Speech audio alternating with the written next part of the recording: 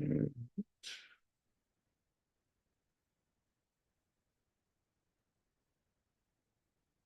السلام عليكم ورحمة الله. أعوذ بالله من الشيطان الرجيم. بسم الله الرحمن الرحيم.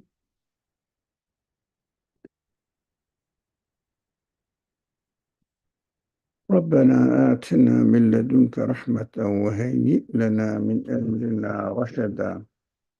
رب لا تذرني فردا وأنت خير الوارثين. ربنا هب لنا من أزواجنا وذرياتنا قرة أعين واجعلنا للمتقين إماما. لا حول ولا قوة إلا بالله العلي العظيم. وصل اللهم على محمد وعلى آله وأصحابه وأتباعه وسلم. اللهم أنت ربي لا إله إلا أنت، خلقتني وأنا عبدك وأنا على عهدك ووعدك ما استطعت. أعوذ بك من شر ما صنعت، أبوء لك بنعمتك علي وأبوء بذنبي فاغفر لي، وإنه لا يغفر الذنوب إلا أنت. وصل اللهم على محمد وعلى آله وأصحابه وأتباعه وسلم، والحمد لله رب العالمين. Inshallah, we will continue to study, Amin, to study the section Yasin of the Quran, and we studied up to verse 66. So I think we don't need to go back and connect the context, because every word here really makes sense on its own. So let's start with 66 now. وَلَوْ نَشَاءُ لَطَمَسْنَا عَلَيْهِمْ فَاسْتَبَقُوا الصِّرَاطَ فَأَنَّى يُبْصِرُونَ. Translated as, had it been our will, we could have taken away their sight. They would have struggled to find the way, but how could they have seen the objects and the truths? I mean, seeing the objects, the things, physical things, and how could they could they have seen the truth? Why? Because the word basura, which means absara yubsiru, this is for not only seeing with eyes, which in Arabic there are words for it, nazara, but this is basura. It is different meaning, which infers something seeing the inside of the things. That's why it is narrated by the scholars of the commentary on the Quran that Ibn Abbas said this is فَأَنَّا يُبْصِرُونَ should be understood as, how could they have seen the truth? It is very appropriate to the meaning of the verse, especially in this context. So we will understand this verse, as, had it been our will, if the Creator has decided otherwise than how He decided to create us, we could have taken away, God could have taken away our sight. So we understand that ala a'yunihim, that is what covered up لطمسنا على أعينهم. We just really Thomas cover and block it and take it away. So فاستبقوا الصراط, that they would just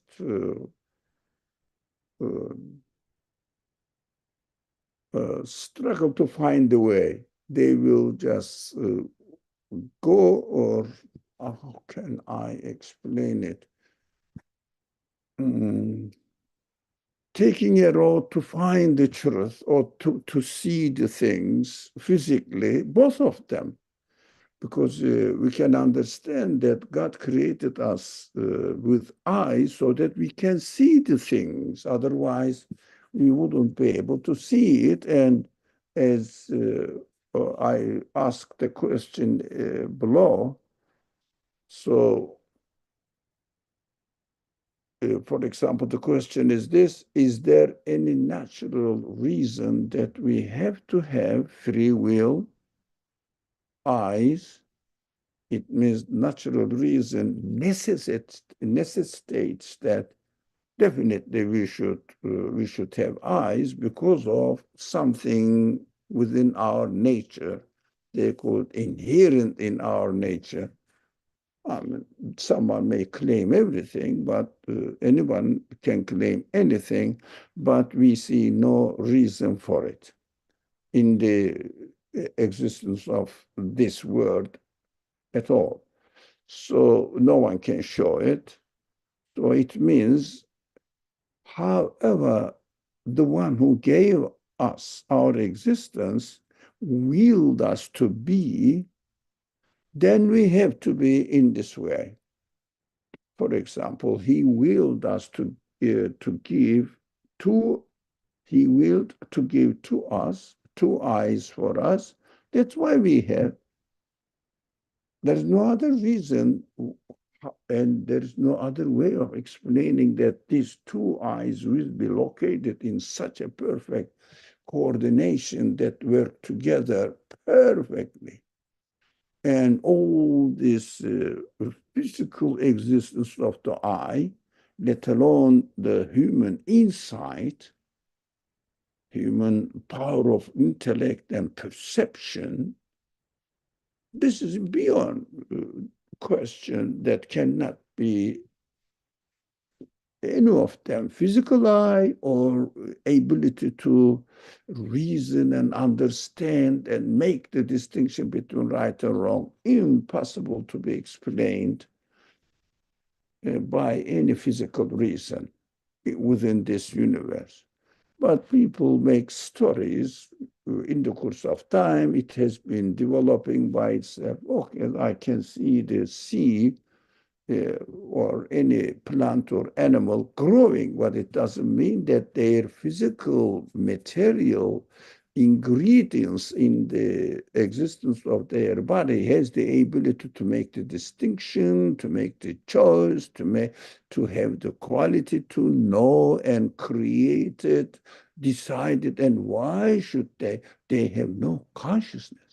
All these qualities definitely necessitates consciousness, and no one can show any consciousness, any sign of all these qualities which are necessary to be the cause of existence of something. First of all, matter cannot give existence to anything, cannot choose anything, but exist within the orderly creation as it is created, as they are given existence. That is so simple. That's why Qur'an comfortably asks the question, how could they have seen or realized the truth? Or seen the objects or realized the truth? So the question is there any natural reason that we have to have free will, eyes, power of sight, or any other human qualities that we have now? No one can show the natural reason, but they say it is naturally happening. How do you know it's naturally happening? Naturally happening infers definitely that it must exist by itself. But it must exist by itself. It means itself must have these qualities to make it realized. No one can show any quality in matter at all, but they say how we observe it, that is a very tricky language. I mentioned this once before. I don't know in which discussion it was, but this tricky language, observed, we observe it, but not necessarily that it is happening by itself accidentally or uh, originated from itself. That is originated from itself is an interpretation, needs to be substantiated. And there is no evidence for it. So this tricky interpretation, starting from observation and concluding that it is how it is happening by itself. So this observation is really presented to people by adding in their own personal interpretation, which has no reason, no evidence at all to accept. So, any quality? Sorry, any question? I say quality. Sorry. Any question about this verse? Otherwise, the similar reasoning goes on in this following verse. That is why I combined them together in one slide. No comment? Okay. No question, no concern. Okay. Bismillah ar-Rahman ar-Rahim, verse 67. Section Yasin 67. ولو نشاء لمسخناهم على مكانتهم فما استطاعوا مضيا ولا يرجعون. And had we willed, we could have given them a different nature.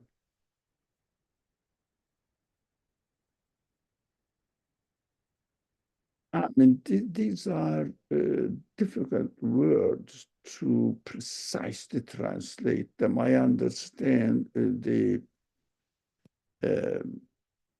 translators, they have to make or use a word which generally transfers the general meaning of the words. لمسخناهم على مكانتهم فما استطاعوا مضيا ولا يرجعون. So they could neither progress. Now, physically progress, it means move towards forward or backward, whatever, or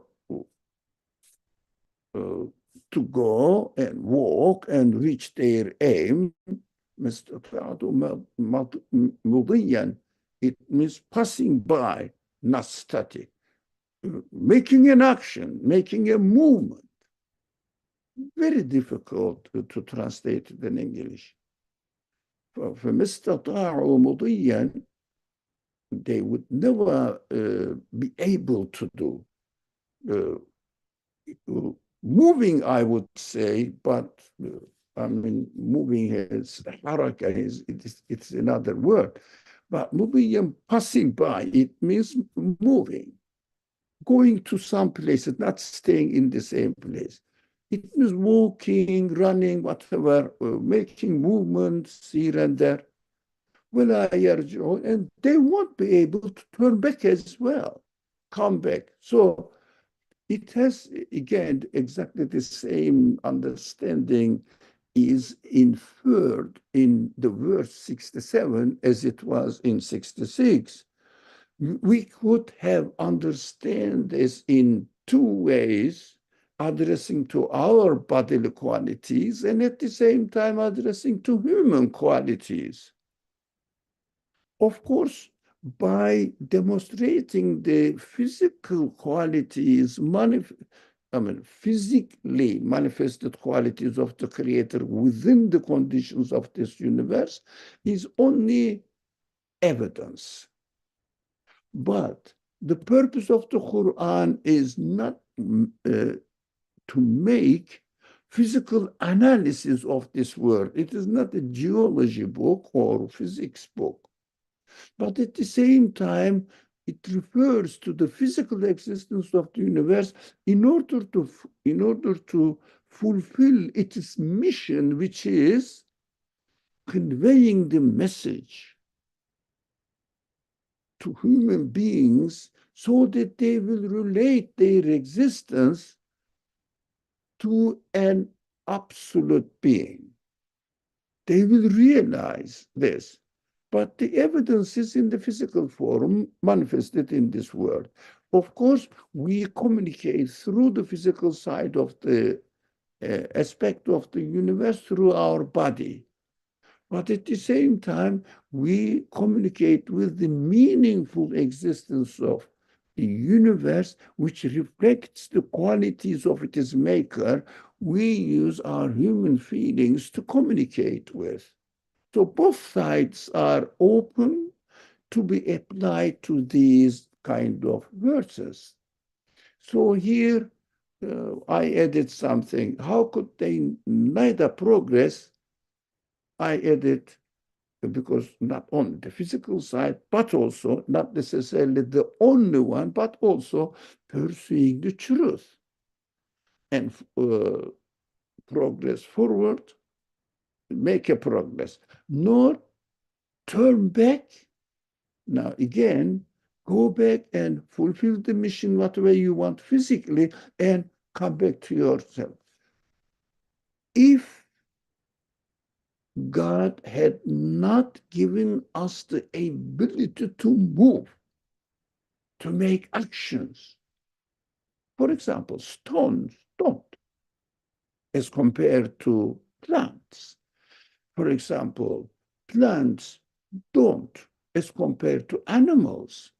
Animals cannot do physical actions, but they don't perceive the truth as compared to human capacity. But there are different layers of this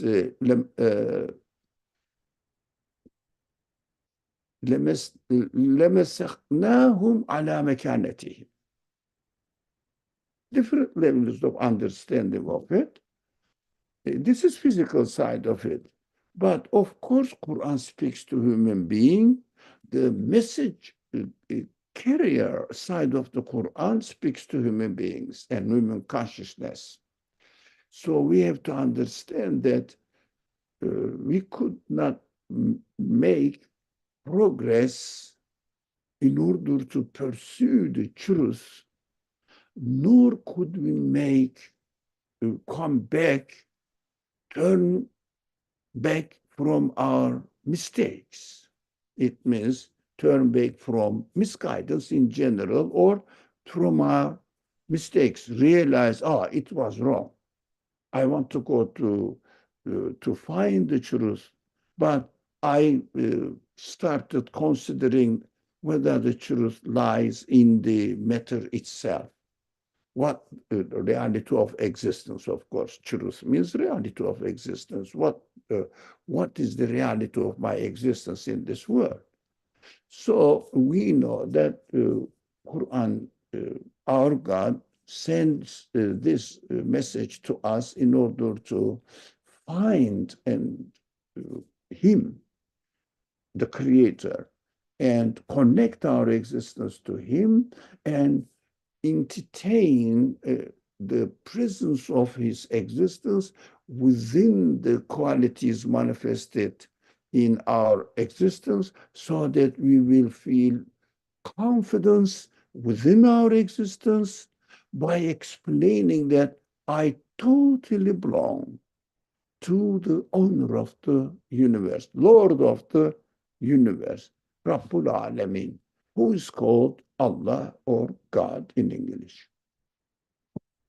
That is what the purpose of the Quran is to help me connect my existence so that my feelings will be satisfied with the conclusion that I uh, realized what the source of my existence is, who the source of my existence is.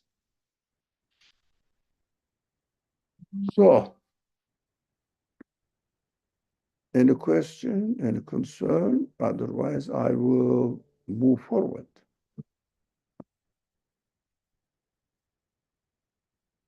Okay, I will go then. Now,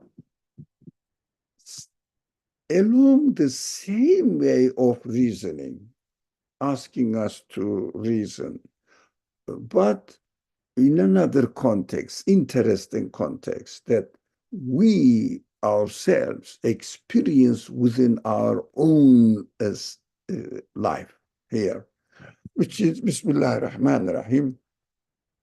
وَمَنْ نُعَمِّرْهُ نُنَكِّسُ فِي الْخَلْقِ أَفَلَا يَعْقِلُونَ. It's a beautiful word. I love this kind of أَفَلَا يَتَفَكَّرُونَ أَفَلَا تَتَفَكَّرُونَ. I love this question. أَفَلَا تَتَدَبَّرُونَ, which means anyone who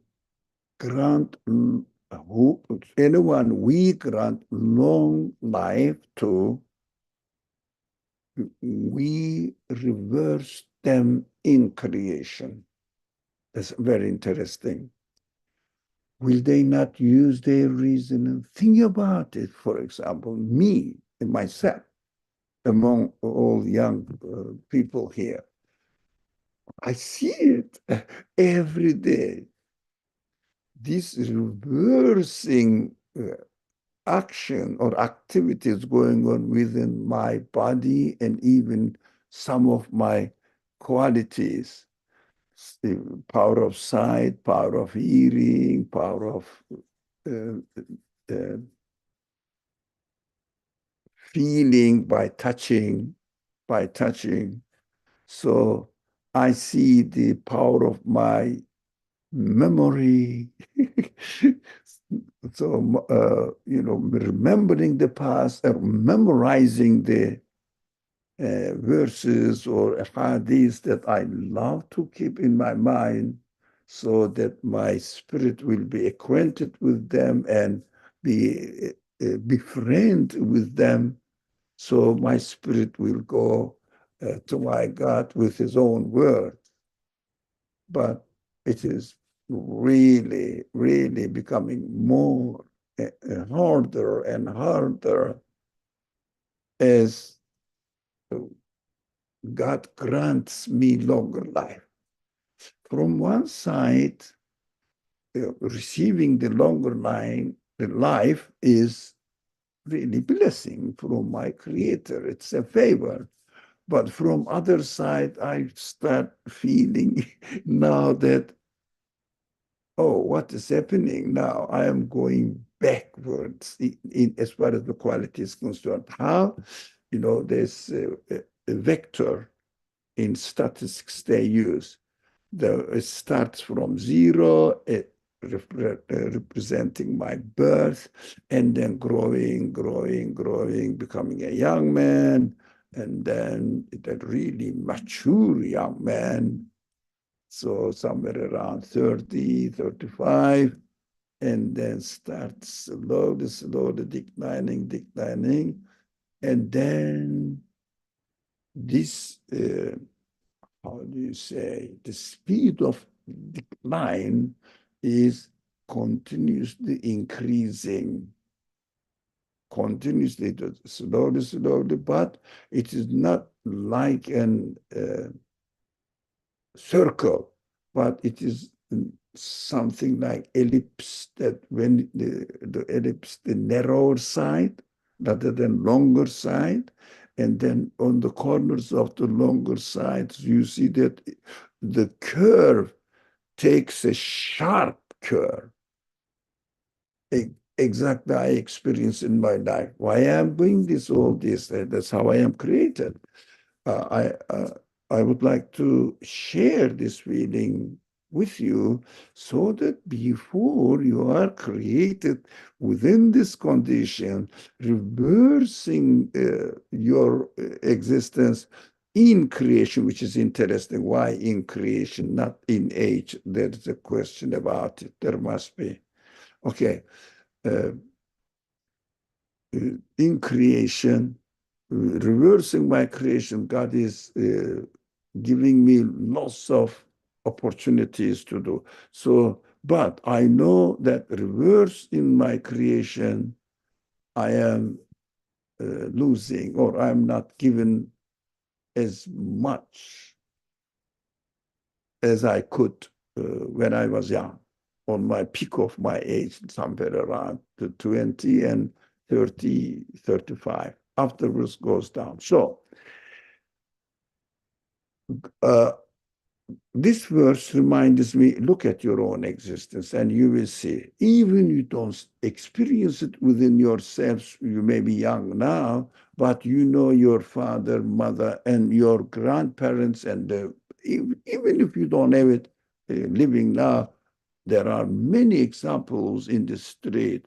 If you don't really, if you really want to experience it, go to the hospitals.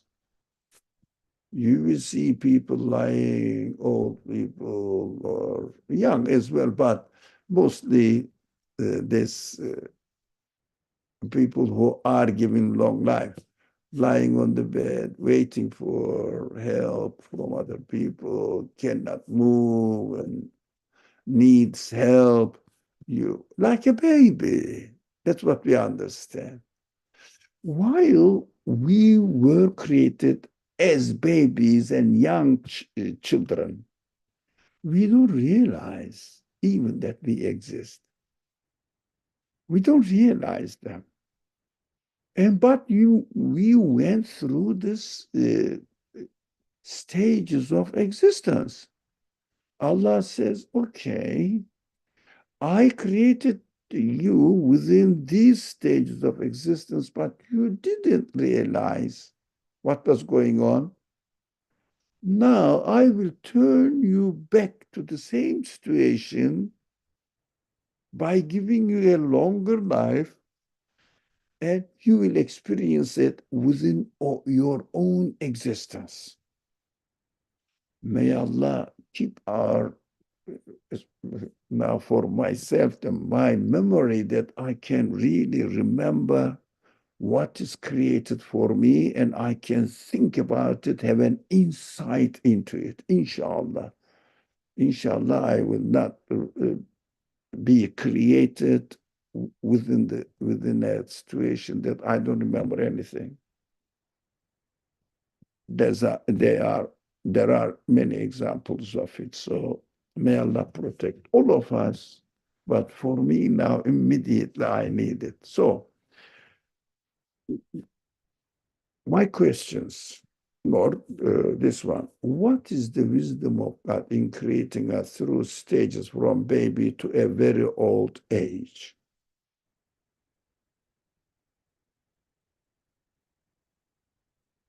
Any comment on this question? I will share, while you are thinking, reflecting on it, I will share my understanding. Here I wrote, we cannot stop our existence as a conscious beings. This is very important. I have been given consciousness. I have been given free will. I have been given the opportunity to choose this way or in another way within the orderly creation. But even I cannot stop it. How about this unconscious matter? How could they claim it? Of course, you may say, no, we know that these people are playing just with the words and cheating people. misleading people, confusing myth with many things, and making a very complicated way of presentation, but as if they are really proving what they claim, how they explain the existence of the universe to be true. But this is the heart of the matter. Crux of the matter is this. We have to understand whether matter is the agent or the agent is the source of existence of this universe who cannot be found within the universe. Because by definition, it cannot be looked for within the work. He did it. But I can see the signs on it. This reasoning must always be repeated and kept in mind. It is essential.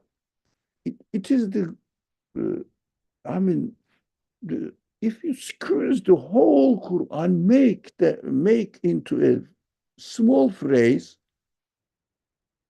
it comes up with La ilaha illallah. And whatever the words we study, we need to refer to its basic formula of teaching what reality is to us, to La ilaha illallah. That's what we have to say. Our elements of our body cannot stop their being changed by an external agent. So we understand that we are created through stages, so that we are being consciously created and changed in our existence by a conscious being, so that we can understand. Otherwise, if it wasn't so, the static universe will demonstrate only, would demonstrate only, it came into existence and it is as it is forever. But this idea, although some crazy physicists, I mean atheist physicists, biased physicists say that universe is eternally existing. Eternally existing universe should keep its existence eternally fixed. But we don't see any quality in the existence of the universe which will cause a perfect recreation at every moment, continuously changing. Eternally existent universe. It must have these qualities to realize it. Where is it? None of the qualities needed, endless qualities are needed. None of them exist in matter. And they are subject to change. They cannot stop their existence. But they misinterpreted their existence is continuously at motion because the energy. Where is the energy? In the matter. No, it is created with the quality of having energy, with the quality of having, for example, manifesting something else, knowing what he is doing, is creating it. And energy cannot be originated from matter itself, because matter cannot produce energy for uh, to be needed to make it move itself. Yeah, so because the movement is so consciously, deliberately created at every moment, and matter cannot produce something which will cause the matter continuously move in a conscious way.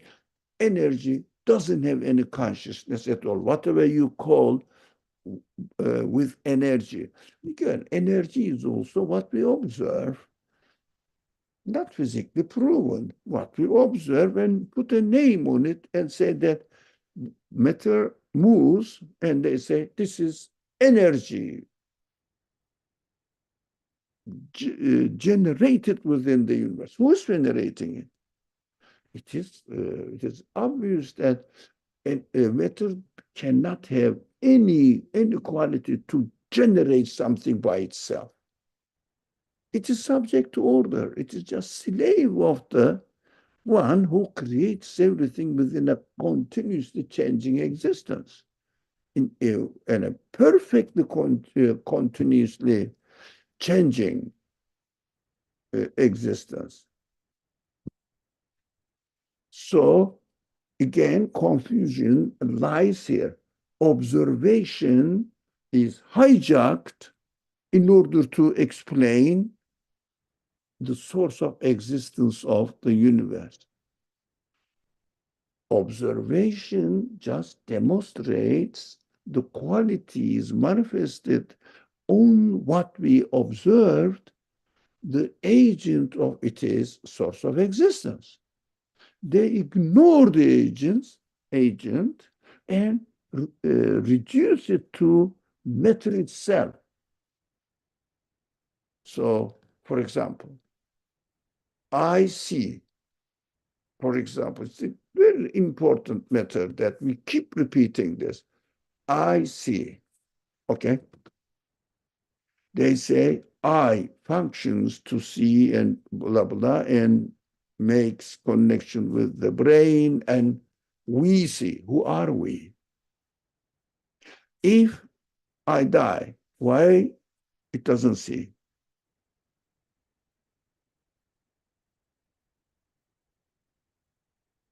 Why? And the brain doesn't work. But brain is not the source of, cannot be the source of this power of sight.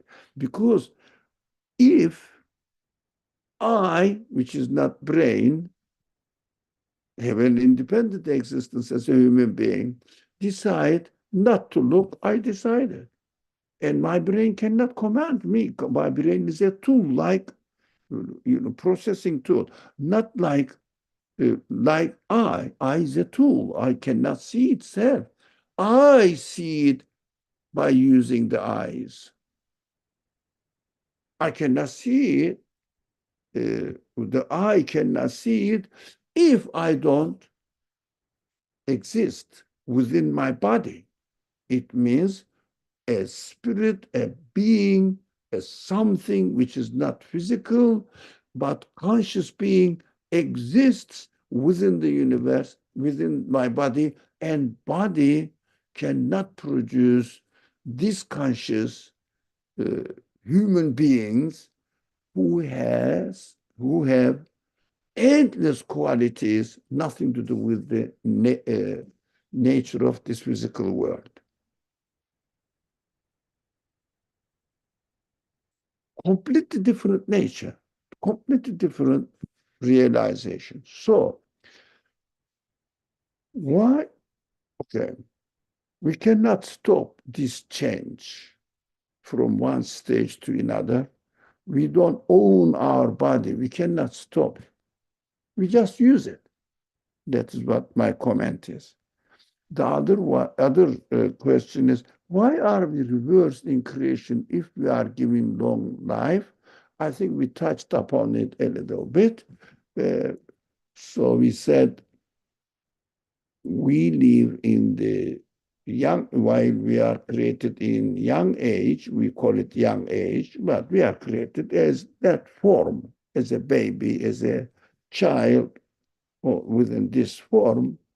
So we are created with this young, in our young age, and we don't realize how it went through. We don't benefit from it because we are not created with a mature understanding human capacity so that our spirit will function perfectly by developing our tools of our body. They are created gradually. So Quran, another question here, giving the opportunity to see how it looks like. Even in my life own even if not in my own living conditions, but I see the old people out there, I say, they are like babies now. And take lesson from it. If I am giving a longer life, I would be in the same position, so that I will understand that I am going to be given existence to review my childhood. The last point here, the Quran does not say, it must be say here, we are changing you. But Quran says we are reversing in creation. That's very interesting. Quran says God is reversing in creation rather than saying God is changing human beings. But in fact, we observe it in the form of change. But it says creation. It is a very, very important point if you notice. Extremely important point. Why? Because we think that we are changing automatically. But as we see it as changing, but this change is not automatic, because every time the change exists in a different existence, with a different existence, like the slides of a film or slides of a video. Each slide is connected to the next slide, as if the object there in the screen moving. But we know that each slide is a different existence. So rather than changing, the Quran uses khalq to draw our attention to see that each stage of changing is a new creation. That's an excellent example that the change every moment is a new creation.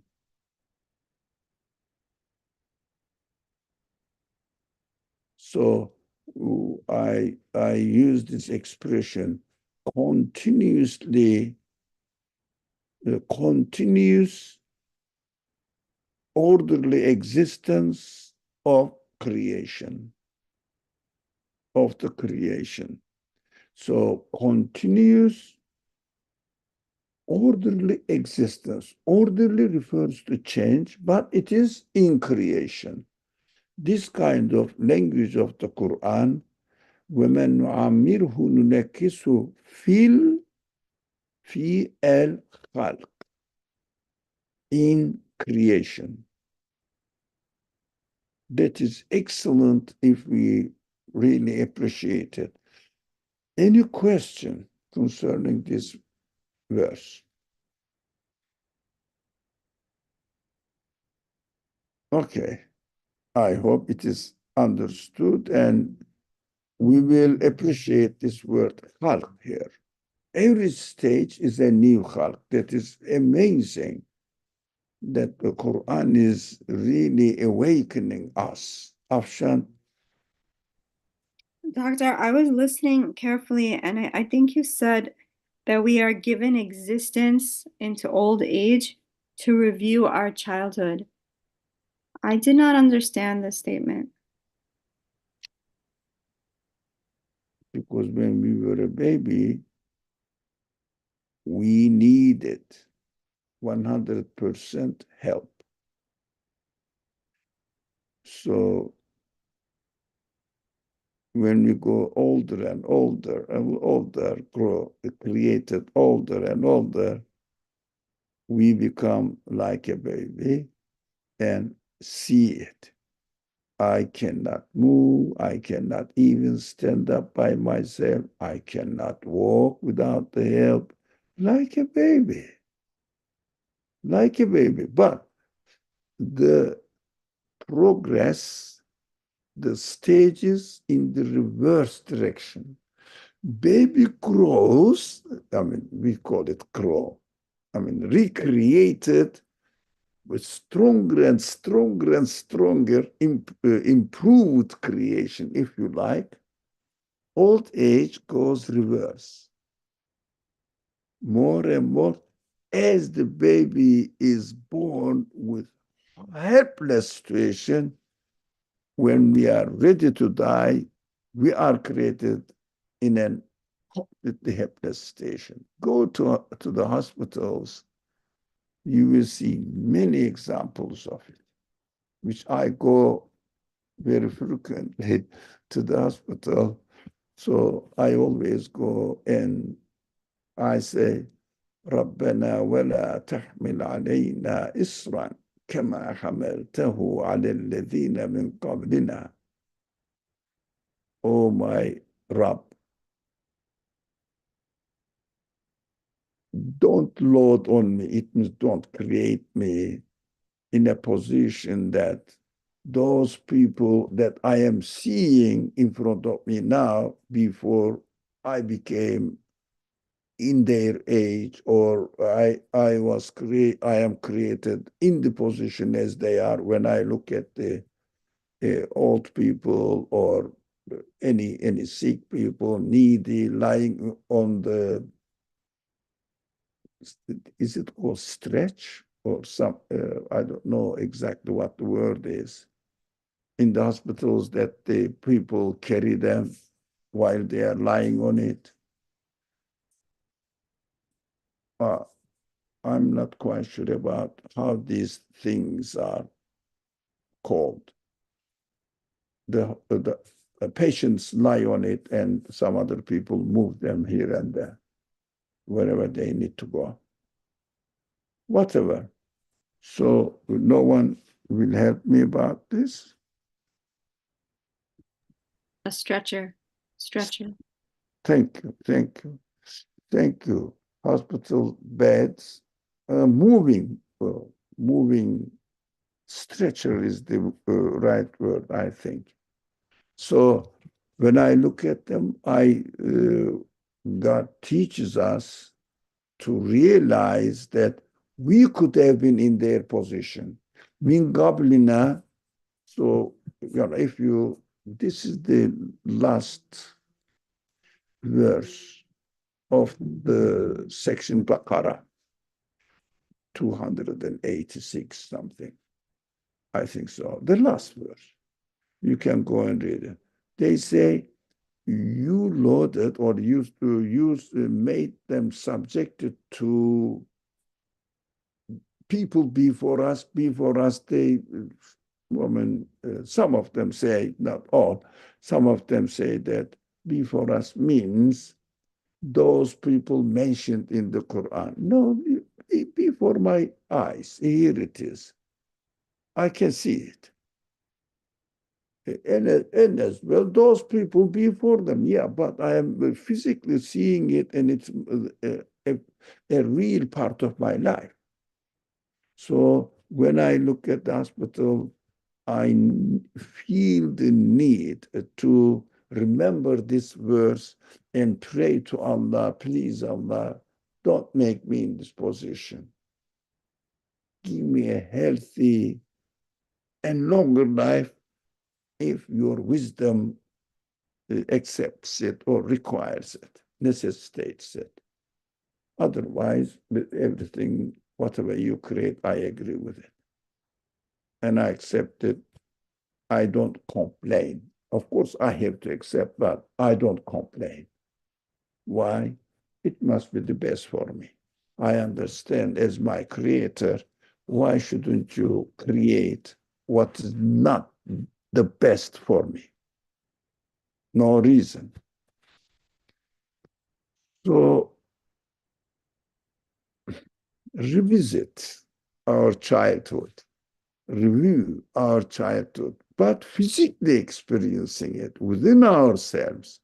So as the people go or created, I wouldn't say age, using the word in the Quran as used here, fil khalq, created anew, but in a weaker position according to our expectations. So we have to benefit from it, because as we are created in this way, we understand that, ah, I thought all the power and everything belonged to me, and I didn't think that they were just gifts from the one who created to me. Now, those people who say matter is ever evolving itself, I would say, why? Why it lets itself die, get weaker and weaker? Why? Everything dies. That is how we observe. That is meaningless claim. That's how. But if it really the source of its own existence, it should keep it as perfect, always. Why not? Because he is the creator. It is the creator. The matter itself is the creator. That's why we describe by seeing this reality of the universe, universe continuously is renewed in its creation. We name it as changing position, changing in its creation, in its position, and the source of existence is absolute, self-existing, never changes its reality, never loses its qualities. But a simple way of teaching of the language of the Quran says, never sleeps, never slumbers, and it's always perfect existence, never changes in its essence. It's always perfect, because creator must have these qualities. Otherwise cannot be creator. So the universe, any part of the universe has none of this quality. Not at all. Even one out of billions of billions possibility. No way. They are cheating people. Inshallah, we will be aware of it. So the concluding phrases, "Efela yaqilun." Why don't you think? Why don't you use your reason? "Efela yaqilun." Will they not use their reason? Still observing this reality by seeing the people old age, created in old age, we call it. So use your reason. That is my reality. Even I'm not old now, that is my reality. I cannot stop myself. My cells, my particles of my cells cannot stop themselves. Although they are the source, this materialist people claim that they are the source of existence. If they are the source of existence, why do they kill themselves? But the source of existence of the universe is creating the world in this world, demonstrating that he never dies, he's always alive, he's always perfect.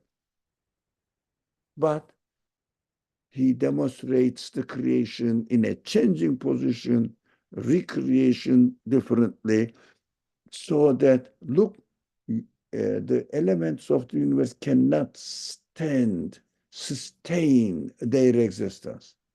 I am doing it. I am doing it. I am operating on them. No one can prevent me. That's the Quranic explanation, description of God. Nothing can stop God's choice and God's way of creation at all. That is the Quran's. So we are a Quran's description of God. That is why it makes sense perfectly. If something has the power to create, must be perfect and never changing perfection at all. No diminish, no need to increase. No need to increase as well, because absolute doesn't need to increase. You cannot think of increase in absolute. Can you add something to infinite? It doesn't change its nature. It's interesting. Okay, let's go further. وما علمناه الشعر وما ينبغي له إن هو إلا ذكر وقرآن مبين. Oh, okay, let's say, let's read the translation. We have not imparted to him, to the prophet, the gift of poetry, or you can say the quality of the Quran as well.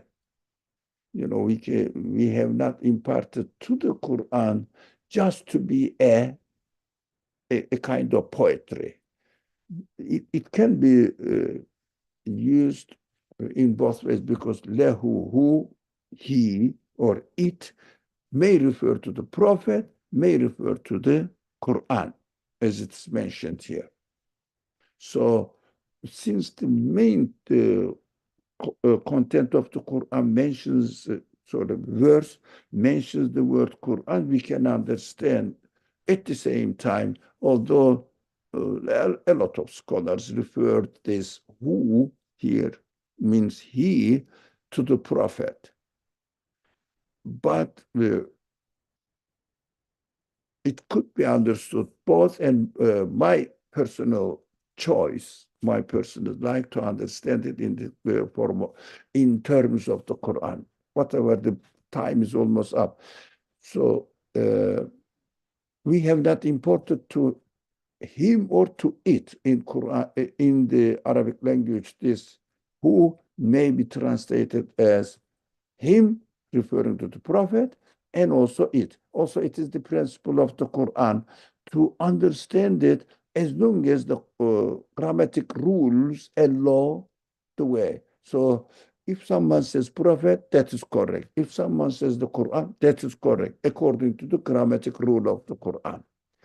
So that is the technical side of it, but important.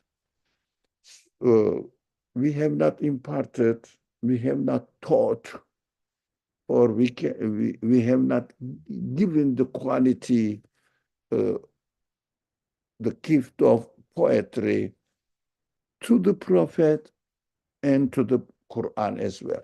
Nor would poetry have suited this message or this messenger. Both ways of understanding is perfectly fine. It is but a reminder. The Quran is about a reminder and a divine discourse. I translated this one, Quran as divine discourse, or I have chosen this from the commentaries. Divine discourse, I don't think, yeah, maybe difficult to find any translation in this way, because they will say Quran. It is but a reminder and a divine discourse. It is divine discourse, clear in itself and clearly showing the truth. Again, mubin has two meanings. It is the, again, Arabic grammar, mubin, rahim. It can be an active participle or passive participle in meaning.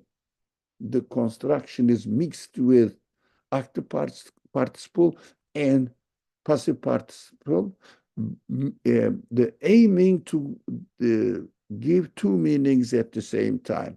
There are many, many names of God presented to us or taught to us in the Quran with this construction.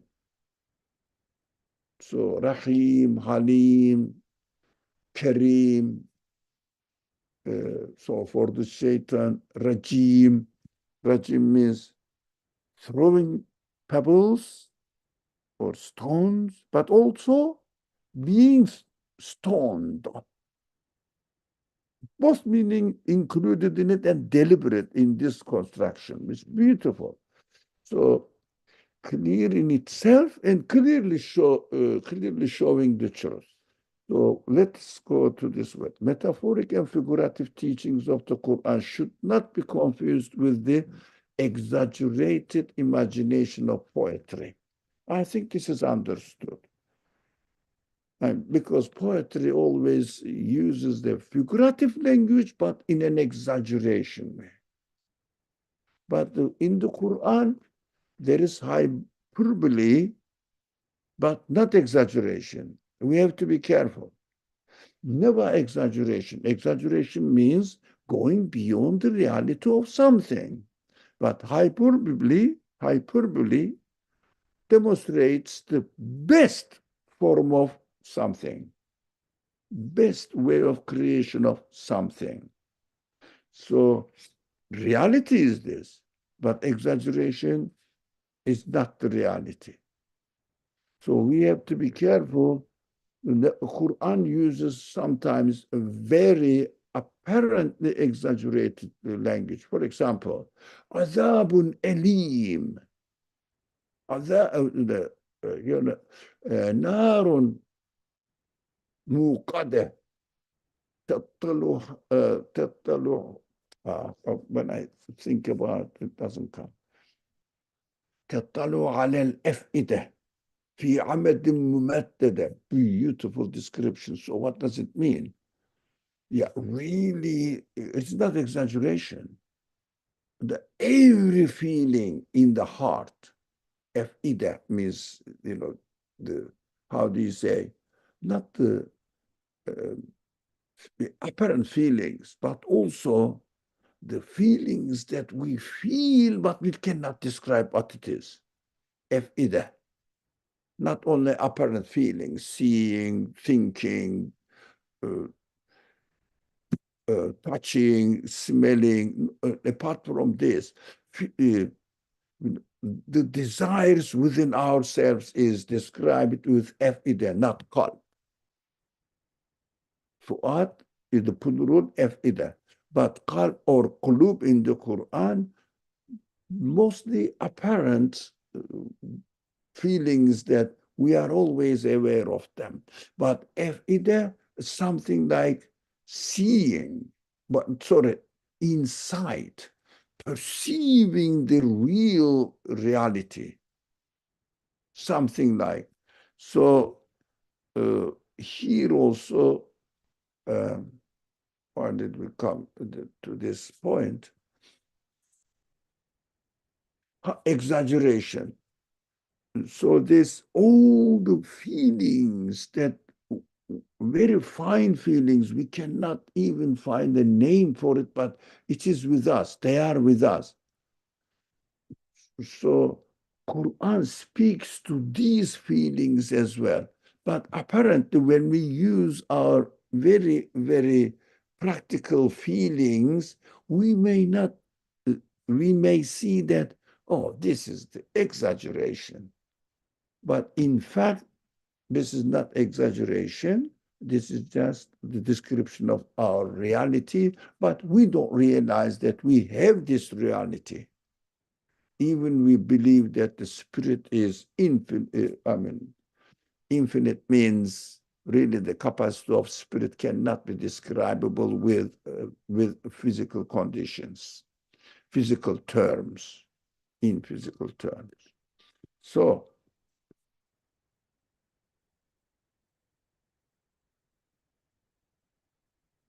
any question here? The second point here, the last point we will discuss today, the prophet has never been a poet in his entire life. So at least as if majority, as far as I can guess, and my readings and references, majority of the people understood the first part of this verse related to the prophet, the second part of the verse related to the Quran, which is grammatically and within the context of the teachings of the Quran perfectly fitting. But taking the both sides at the same time and seeing that the Quran is really literally mentioned here, I would rather understand it in terms of Quran. But those people who said this verse, وَمَا يَنْبَغِي لَهُ, no, nor would poetry have suited this messenger, I prefer message, but majority says messenger, but again, very great number of people, commentators on the Quran, scholars, say Quran as well. So I would take it in this way. But let's appreciate this other idea as well. The Prophet has never been a poet in his entire life. Otherwise, the people around him would know him as a poet during 40 years of his life before the Quran was revealed. It means before he declared his messengership. Otherwise, they would say, look, وَمَا عَلَّمْنَاهُ الشَّعْرَ وَمَا يَنْبَغِي لَهُ. Oh, what are you talking about? We know that you were a good poet.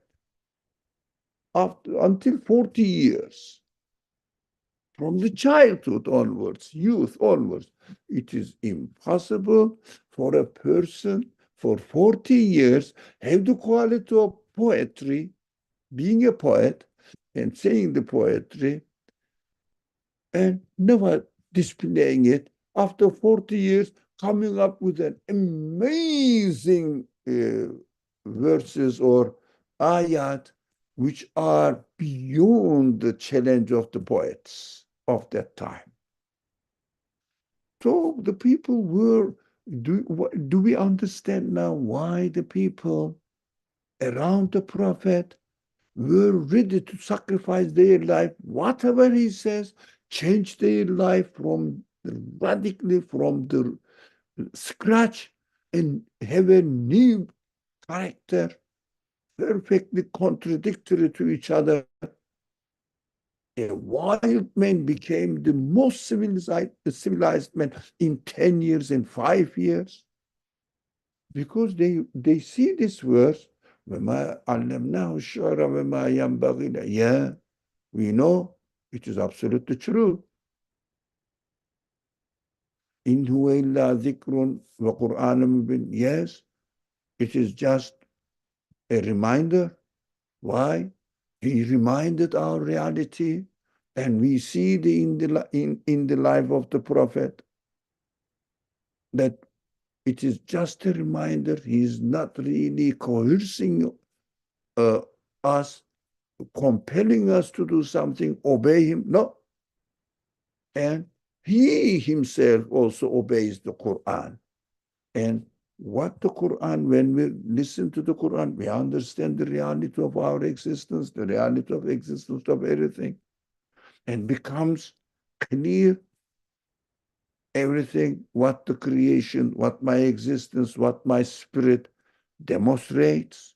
And I understand the meaning of it. Without the Quran, I lived in a completely dark, ignorant position, ignorant of the reality. So they say it is really the true message. And this person is not pursuing any benefit, any status in the society, and he's not expecting any special respect to his personal interest, but he is expecting respect for his message, not himself. And he is also obeying the message. So we understand why companions of the Prophet were ever ready to sacrifice their life, whatever the Quran asks them to do, inshallah. So let's stop here, inshallah. Oh, this verse is directly related. Hey, what's going on? What's going on? All right. The following verses directly related to it, and the subject changes now. And it's very exciting subject, inshallah. We will deal next week onwards, inshallah.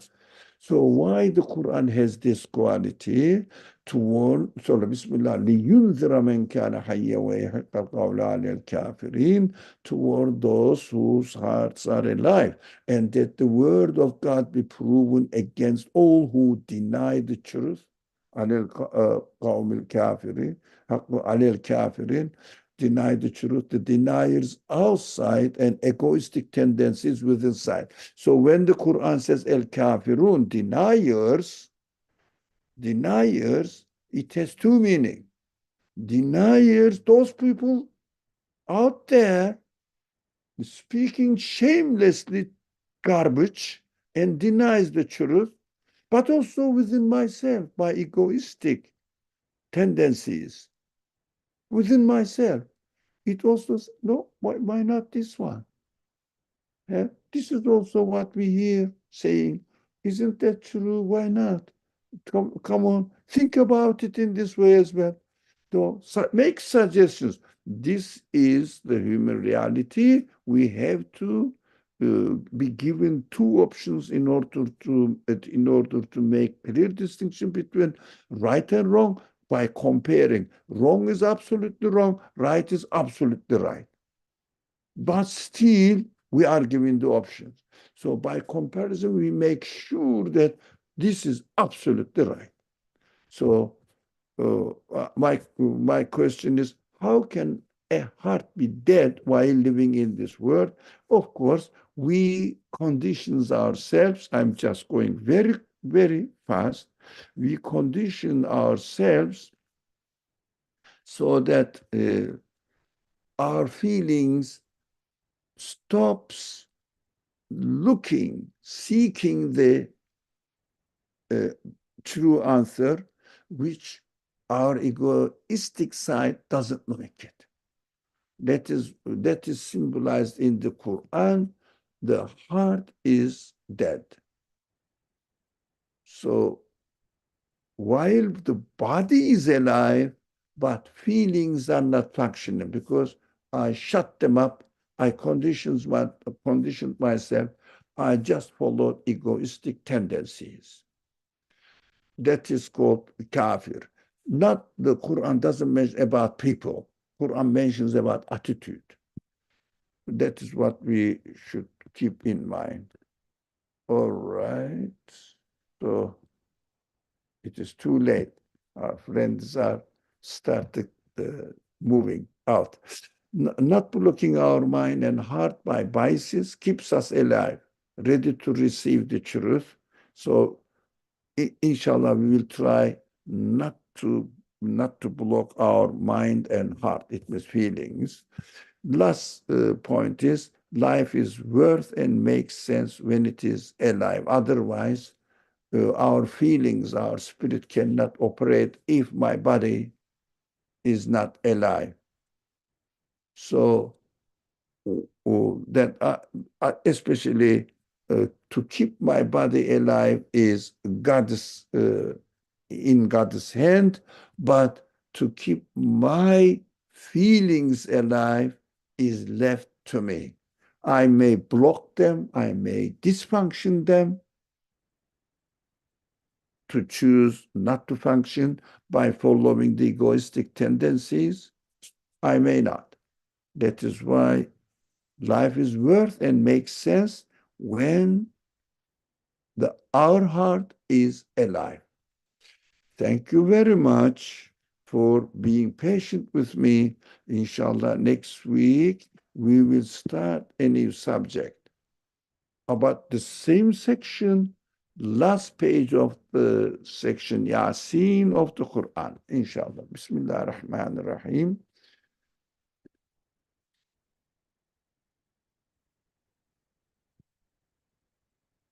سبحانك لا علم لنا إلا ما علمتنا إنك أنت العليم الحكيم وآخر دعواهم أن الحمد لله